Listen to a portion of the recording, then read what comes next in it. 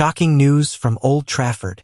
Collision Manchester United sensation Kobbie Mainoo has decided to leave the club, with Chelsea circling for his signature. What does this mean for United's future? Stay tuned as we break it all down. Kobbie Mainoo makes shock Man United transfer decision amid Chelsea interest. Manchester United midfielder Kobbie Mainoo is expected to reject a new contract at his boyhood club to prioritize a transfer abroad, according to a report. Mainoo has been sidelined for the past month with a calf issue but has already established himself as a key part of United's first team despite his tender years. The 19-year-old who was born in Stockport has amassed 10 senior England caps and scored in last summer's triumphant FA Cup final. However, despite his status as an undisputed favorite of the fans and various United coaches, Mainoo's future has been decidedly uncertain for months. In the club's continued drive to raise revenue, selling the team's academy graduates offers a quick route to masses of pure profit. The prodigious midfielder was thought to be available for sale in the January transfer window and attracted admiring glances from Chelsea in particular, but no one was willing to meet his £70 million price tag. United had resolved to keep Mainoo and are reportedly preparing a new contract offer. But the teenager isn't on the same page. The Guardian report that Mainoo is expected to reject United's incoming proposal and has his heart set on a move abroad. No foreign club was named. Mainoo is currently one of the United's lowest earners on £20,000 per week and was thought to be pushing for a weekly salary closer to £180,000. The Red Devils are described as hopeful that a new deal can still be struck.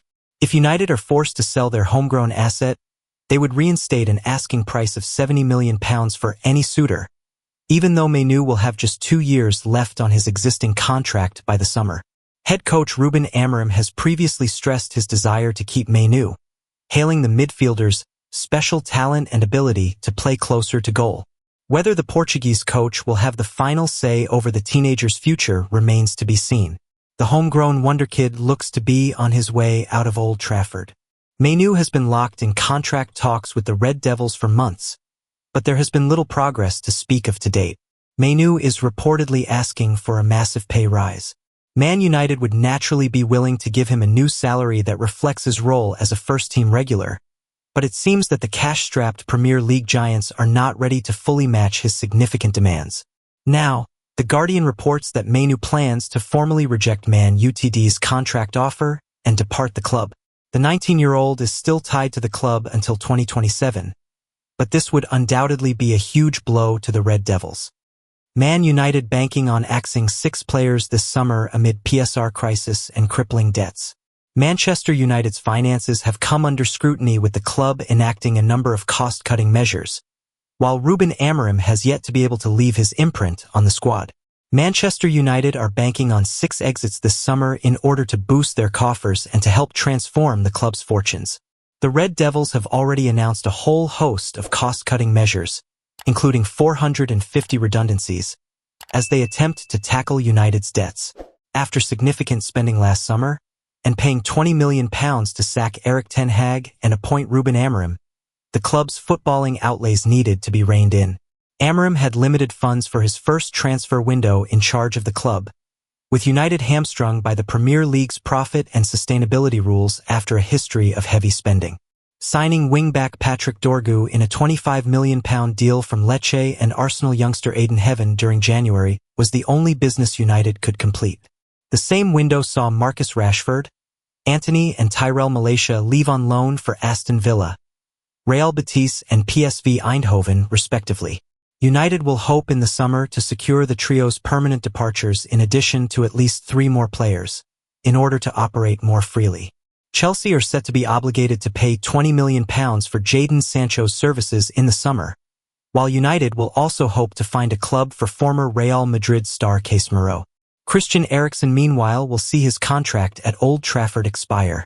Any income in the transfer window will ease the club's worries over servicing debts of £773 million, and a further £315 million is owed in outstanding transfer fees.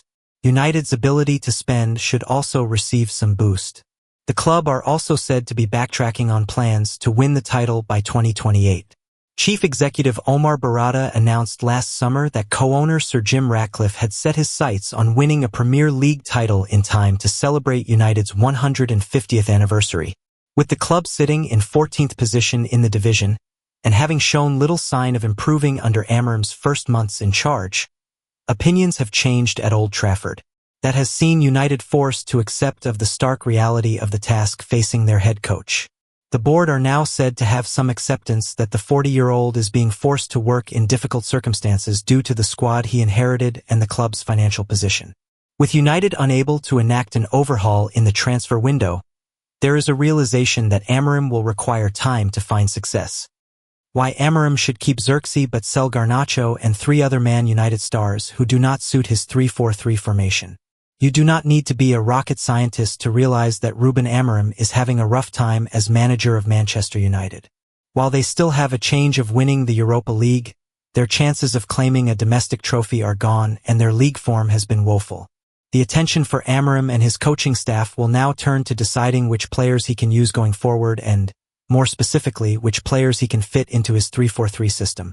Since he took over from Erik ten Hag and then interim Ruud van Nistelrooy, every Man United player has effectively been auditioning for their future.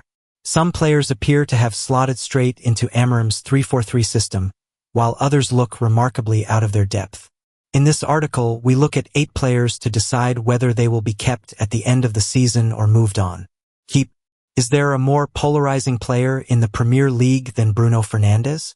Fernandes has emerged as a clear leader for club and country, but some still point to the inconsistent parts of his game as a criticism. He does turn the ball over more than most top midfield players, but this is because he looks so often for the final ball or for the line-breaking pass to move United forward and through the thirds. The problem with Fernandes in the 3-4-3 Amorim wants to use is there is no natural position for him. Initially he was used as one of the 2 advanced players behind the striker, but having him in this role limited how effective he could be. In recent weeks we have seen Fernandes moved back to play as one of the deeper midfielders, and his performances have improved. With Fernandes playing deeper you might lose some impact in the position defensively, but Man United will become more capable and effective in their building of the attack. It is likely we will continue to see Amorim use Manuel Ugarte as the partner to Fernandes in the deep midfield positions. The Uruguayan signed for United in the summer from PSG, but he already had a leg up on his preparations, having already played for Amorim at Sporting Lisbon. Ugarte offers the defensive instincts and the range needed to provide effective cover for a more ball-playing deep midfielder like Fernandes. He has not necessarily stood out in terms of his technical ability or ball playing, but his defensive output means that he will continue to be in Amorim's plans going forward. Joshua Xerxes is another who, like Fernandes, has benefited from a change of role in the United team. He was a big money signing from Bologna in Serie A in the summer, but he was signed as a striker. This was a classic case of the buying club not understanding the profile of a player. Xerxes scored goals last season in Serie A, but he is very much a second striker or number 10 type. Manchester United told they can sign Premier League striker for £40 million. Manchester United have opened talks to sign Jean-Philippe Mateta from Crystal Palace. The France striker has enjoyed another fruitful campaign for the Eagles and has scored 8 goals since the turn of the year, including a brace in Palace's win at Old Trafford back in January. According to L'Equipe, negotiations are already underway, with Palace reluctantly ready to sanction the 27-year-old's departure should they receive an offer in the region of £40 million. Ruben Amorim will be desperate to add to his forward line in the summer given the uncertainty surrounding Marcus Rashford's future, allied to the struggles of Rasmus Højlund and Joshua Xerxes. Højlund, in particular, has looked out of his depth in recent weeks, with his confidence shot to pieces as a consequence of a 19-game scoring drought. Get personalized updates on Manchester United every day. Wake up to find news on your club in your inbox every morning with Metro's football newsletter. Sign up to our newsletter and then select your team in the link so we can send you football news tailored to you. Rasmus Højlund won't be enjoying it right now. It's hard when you don't score for such a long time. Former England captain Alan Shearer told Betfair earlier this week when asked about the Dane's lack of goals. He's not exactly missing a load of chances either, which is more the worrying thing. He has to keep going, getting into goal-scoring positions, because once you stop doing that, you're never going to score. As hard as it may be, And as mentally tough as it is, you cannot be afraid to miss chances. You have got to keep getting in there, keep practicing, because eventually one chance will fall to you and that might be the moment which would transform your season. Palace boss Oliver Glasner, meanwhile, is optimistic Mateta will recover from his significant ear injury in time to face Fulham in their FA Cup quarter-final at the end of the month. The French striker required 25 stitches to repair his lacerated left ear after he was kicked in the head by Millwall goalkeeper Liam Roberts in the follow-through of a challenge early on in their 3-1 fourth-round cup victory last Saturday. Millwall have said Roberts has personally reached out to Mateta to apologize, while on Friday the keeper was issued a 6-match suspension by an independent regulatory panel after the Football Association submitted a claim to have the ban extended from the standard 3 matches, which it stated was clearly insufficient.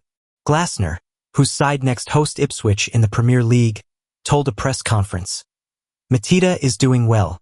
He is at home and his recovery is going well. He had no fractures or concussion. Healing from the huge wound is going as we expected.